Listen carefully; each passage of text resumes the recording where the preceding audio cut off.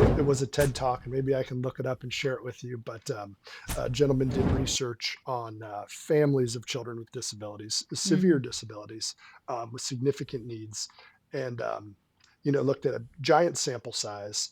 And in the end, one of his takeaways, he asked parents, "Would you want to take away that disability from your child?" Right? That's a heavy, Ooh, heavy that's a question. big question. Yeah, that's a hard Um, question. and he said almost 100% of the time, parents would say, for my child, 100%. For my child, I would take away their disability in a second. Like, Hmm. I wouldn't even have to second guess that. For everyone else, no, because everyone that my child encounters makes them a better person, which is just, that just gives Yeah, chills. yeah, yeah. Something to resonate with that I think um, really takes you out of the moment and how difficult Cameron is in the classroom, or how much he can't do uh, to you know having to support Cameron and come together as a team to have that conversation um, really makes everyone a better person. Hello, everyone, and welcome to the Brighter Together podcast. My name is Janet Courtney, and my special guest today is Cameron Lazar. Cameron is the coordinator of special education at Cuyahoga Falls City School District, and that's in Cuyahoga Falls, Ohio. Cameron, welcome to the show. Thank you so much, Janet. It's a pleasure to be here. Thank you. Awesome. I'm glad you're giving us your time. I appreciate it. So, tell us a little bit about how, and it sounds like you've been a coordinator for a while, but what was your journey to becoming a coordinator of special education? And then tell us a little bit about Cuyahoga Falls. Sure. Yeah. So my journey, I guess, started in Florida, where I got my first teaching position in the middle school, just teaching general education science to middle school children. Um, and I transitioned from there after about a decade to administration. A couple of degrees later, and worked as an assistant principal in an elementary school. So the journey kind of took me through, like, the foundation of teaching and instructional strategies and pedagogy to administration. So assistant principal, left the public school district and went to charter school. So worked with at-risk youth and gang prevention in an at-risk credit recovery charter school, partnering with the Manatee County School District, as well as Manatee County YMCA and the sheriff's office. So I think a super powerful time in my life in terms of like transitioning and beliefs and values, and challenging my practice and my beliefs and expectations. Um, Wonderful experience. Spent a little time outside of education with a think tank out of Sarasota, Florida, working predominantly with the military and curriculum evaluation, as well as program management. So that was an amazing experience that really, I think, helped me, an opportunity that helped me grow my skills significantly. Um, Family, because we're from Ohio, brought us back to Ohio shortly after that, where I found myself running a credit recovery program here in Cuyahoga Falls as the executive director, working a little bit differently, removed the gang prevention component and still worked with at risk and trauma informed care. Um, Here in Cuyahoga Falls, and then an opportunity arose within the public school district, and I jumped on it as a coordinator of special education. Um, and it's been a wonderful journey since then, almost a decade here in Cuyahoga Falls City Schools. Yeah, so it's been a wonderful journey. Learned quite a bit through that process, and I think that really ignites my beliefs and who I am today. Um, I guess that second part of your question, um, a little bit about Cuyahoga Falls. So we are a uh, first ring suburb of Akron. So we're just outside of what they call one of the big eight here in Ohio, which is Akron Public Schools. It's a very large urban school district, and we're a direct first ring suburb of Akron. So supporting approximately 4,500 students across. We have 6 elementary buildings, we have a preschool building, um, and now we have a beautiful new campus, 6 through 12 campus, which was at one time 2 middle schools and a high school, separate facilities, now one Oh, building, and that nice. just opened in January of 2026. So Love that's an it. exciting Yeah, that part of is our story exciting. here in Cuyahoga Falls. Yeah. So did you spend Christmas moving? Like did they have you moving stuff at Yeah, Christmas time? I think that conversation is probably a whole nother podcast. Those that have experienced consolidating buildings and Yeah. moving buildings and the logistics around supporting teachers and staff and physically moving things was years in the making, Yeah, quite for sure. honestly. I'm sure. So Yeah. luckily I wasn't too hands-on lifting boxes, but certainly supporting staff and the preparation for that and what they can Wow. expect into a new space. So, Wow. So, yeah, as the coordinator, are you like the one that's in charge of the entire special education department? And then, you manage your instructional specialists, et cetera, from there? I mean, I know it's a team effort. I yeah, get that. But is that kind of sure. your role? Are you kind of at that level? Yeah, again, my journey here within the district has changed a lot. Like I was the sole individual responsible for what at the time of my hire was coordinator of exceptional children. Okay. So that encompassed special education. It encompassed, linguistically diverse individuals as well as gifted programming Mm-hmm. and health and wellness. You're A busy. decade later, yeah, Yeah. it was quite a bit to take on.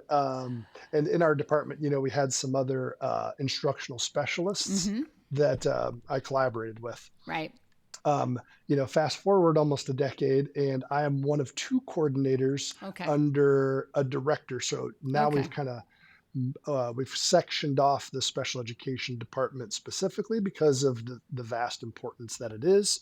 We have a director of special education, and then we have two coordinators. So I have the privilege of being the preschool through fifth grade coordinator of Gotcha. special Okay. education. I Yeah, figured it was probably by grade. That's typically what you'll see.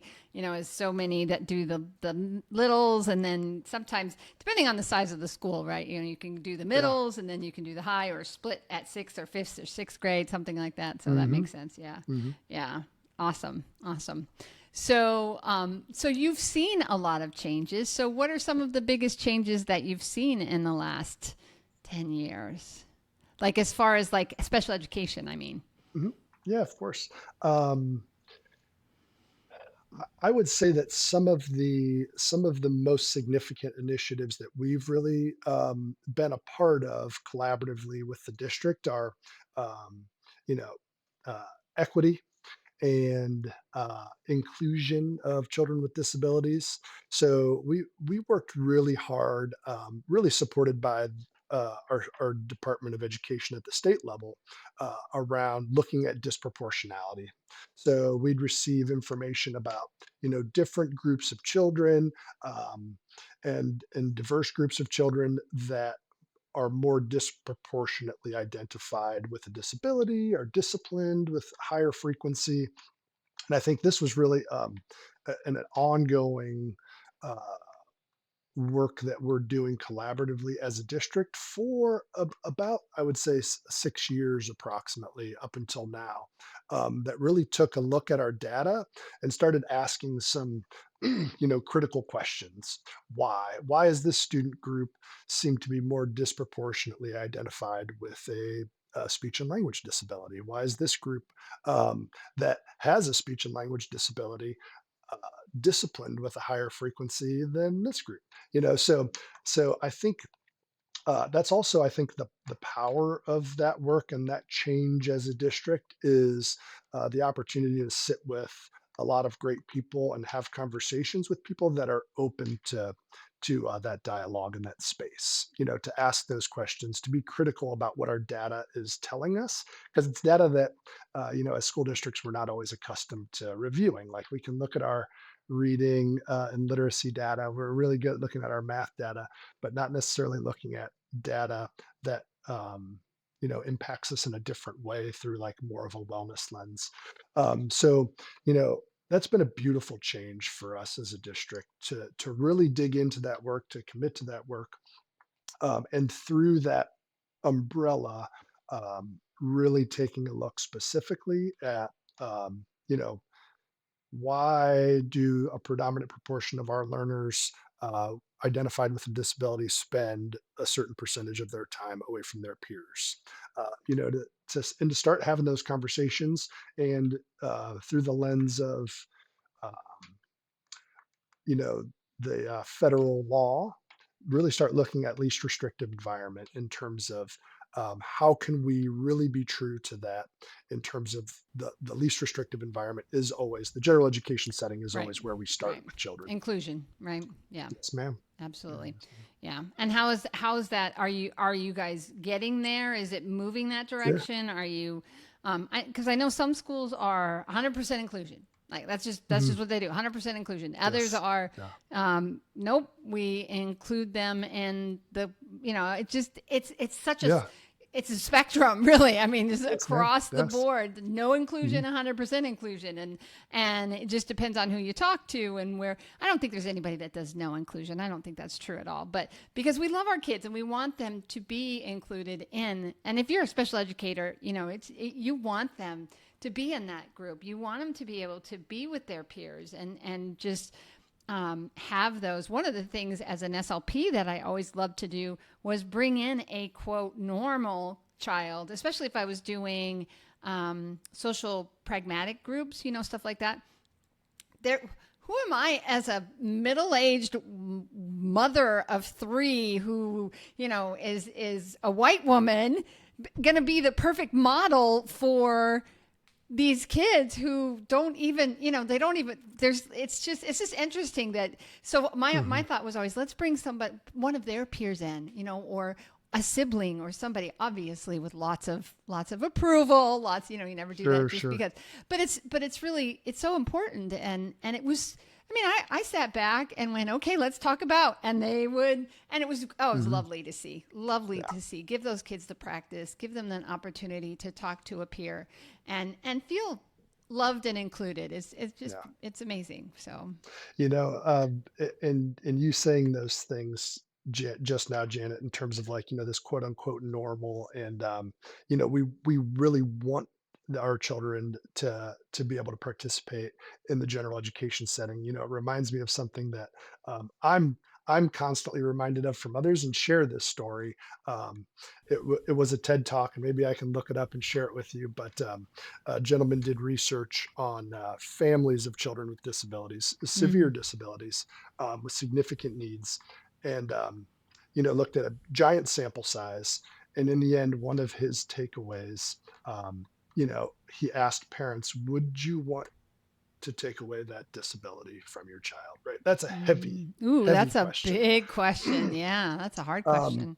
and he said almost 100% of the time, parents would say, for my child, 100%. For my child, I would take away their disability in a second. Like, Hmm. I wouldn't even have to second guess that.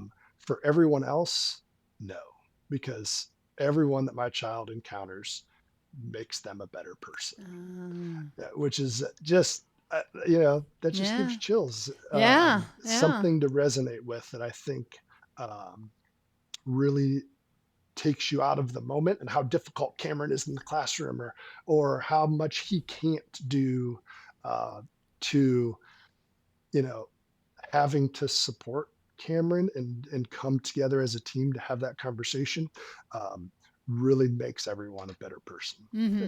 Yeah, Unique lens. including the gen ed kids and everybody that's around them, and yeah, yeah, and I've said this many times on the show.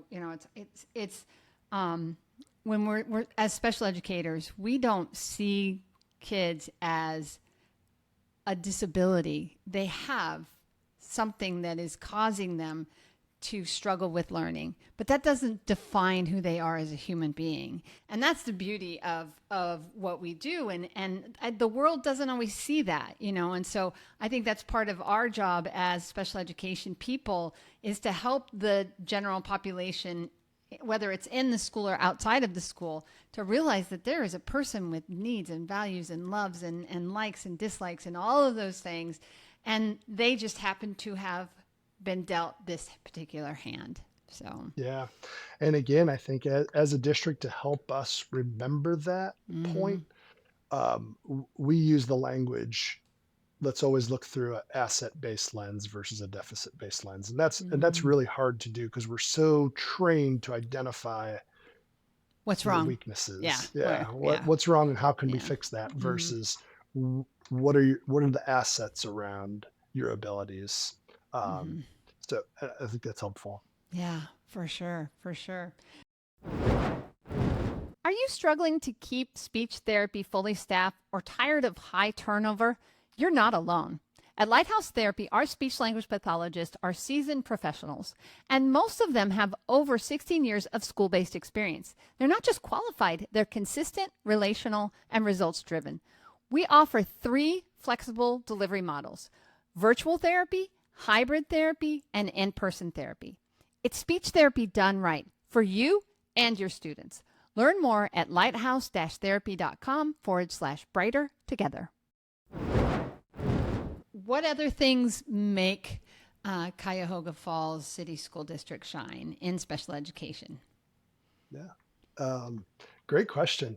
Um, we have we I would say we have a model of allocating resources from a district's perspective to make sure that it's equitable.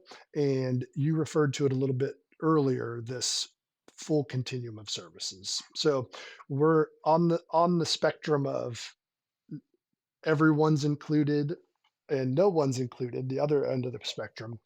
We really pride ourselves on ensuring that there's a full continuum of services in the building that you would residentially attend, right? So that that's been a challenge for us, but I think is a significant strength for us to ensure that if you need a specialized classroom where the predominant proportion of your instruction comes from an intervention specialist or a special education teacher, we can provide that in the building that you would normally attend, And of that's your residency. huge. I think that Yeah. I really want people to understand what you're saying, because that's huge. Because a lot of times in smaller districts or in other districts, it's like, Mhm. well, we have our self-contained classroom in this building, and we have Mhm. our whatever at the county building.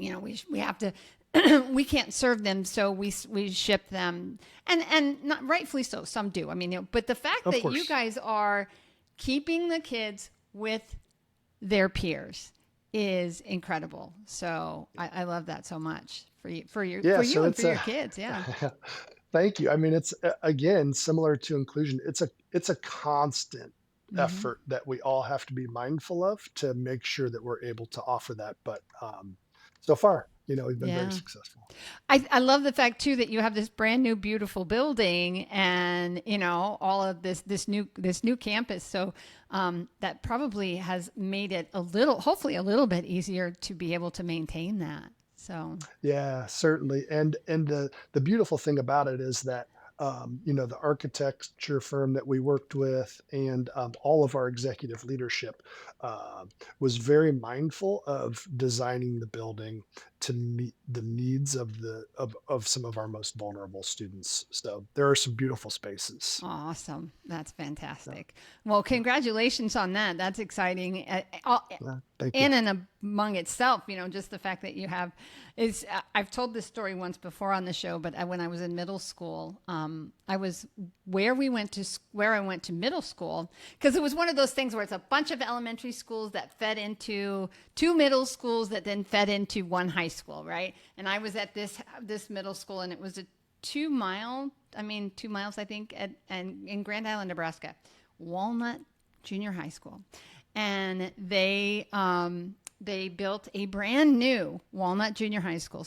It was 6, 7, and no, 7, 8, and 9. It was 45 years ago. 7, 8, and 9. And it had been a college at one point. It was an old building. It was 2.5 miles away. Whatever I said, 2 miles, something like that. My dad would take us in the morning. We always had to walk home, rain or shine, summer, winter, spring, that kind of thing. Uphill. Yeah. And yeah, uphill both ways, absolutely. The brand new middle school was built literally across the alley on the next street across the street from my house. And they opened it the Wow. year that I went to high school. Oh, ouch. So, yeah, never got to go. I've Great story. never stepped a foot in that building, believe it or Mm, not. Yeah. So, but yeah, it was beautiful, big, great beautiful story. campus. And okay, I'm a little salty about it.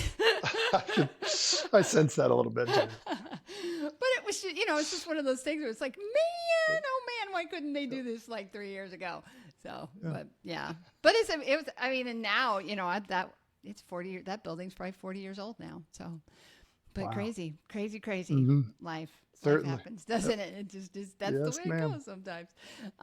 Okay, so Cameron, where do people go if they want to learn a little bit more about Cuyahoga Falls and if they have a question? Yeah, that's a great question. So you can certainly we have a beautiful website recently redesigned in the past couple years, Cuyahoga Falls City School District. We're very easy to find and access. You can see departments that are identified very easily in kind of like the toolbar at the top, and special education is nestled right underneath there.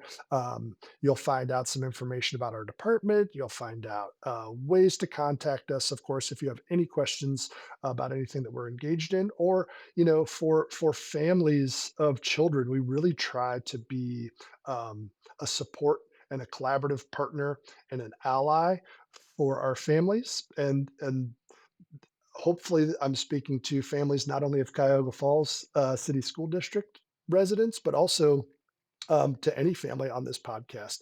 We would be more than happy, and I can speak for our entire department, more than happy to talk to you about ways to navigate the special education landscape. It is a confusing place, and it can be very intimidating. We completely understand that. We recognize that when you sit down at a table as a parent advocating for your child with potentially a group of 8 other individuals from the school district that are telling you through a deficits based lens, here's the problems with your child and here's how we're trying to remedy those.